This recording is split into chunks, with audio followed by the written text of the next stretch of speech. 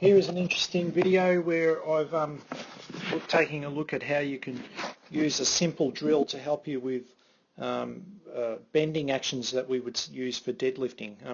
This is something that I got from Eric Cressey, who, I don't know if you've ever followed his stuff, but it's something I saw quite a while ago. I sort of forgot about it and recently saw it again, and quite handy for the person who you come across who really struggles to just understand what it is they have to do. They can see you performing it, but you have to really simplify it and give them a way to learn it on their own so they can practice the action themselves. So you can see here there's a couple of things going on. Firstly, I'm using a band placed right around my hips. All right, so the band here is obviously pulling me backwards to help my brain understand that I need to use my hips a lot. So by me kneeling, it takes away a lot of the complexity of the feet and how everything integrates. So I've just removed a couple of joints, being the knee and the ankle. So now all I can really move is my hips,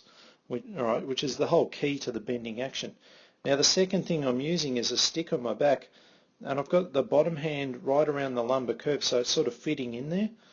This again helps people to understand the posture, also the head as well, because a lot of people love to tip their head up when they're in this position. They'll sort of have their head tilted up and they're looking straight ahead, which is not ideal for neck problems. So this is a great way for them to learn it by themselves, getting a perfect posture, so keeping the lumbar curve, the head in neutral, and getting the great hip action at the same time. All right, so it's a great way that you can, for that person just really just can't understand the timing and the positioning that they need to get into, and you can basically take them from this point, from the floor, and then gradually progress them to the standing action where you remove all of the little tools and accessories, which I'll show you here. So basically I'll just speed this up.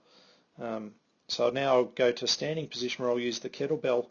I'll keep the stick, and I'll continue to learn the stick and hopefully have kept the hip action that I was just using.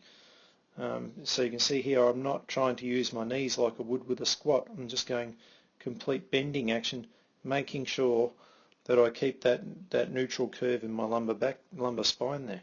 Alright, so once I've got the hang of just learning to do it, then I'll go to the practicing of just touching the kettlebell. Once I can practice doing that a few times, then I'll go to lifting it up. And that last stage is where you'll start to bring into play bracing of the core, because up till this point I haven't really needed to brace.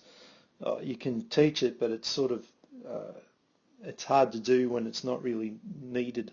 So only when you start adding load do you start to really, and that's also where you might see problems arise. All right, so this is quite a nifty way. Again, I didn't invent this. This is not something that was mine. Just something that I saw and I borrowed and I found was really useful for certain people. So you might find it helpful, especially for someone with a bad back history of problems from bending, bulging discs, very common, hip impingements, also very useful for, and this is a great exercise to learn how to get it right every time.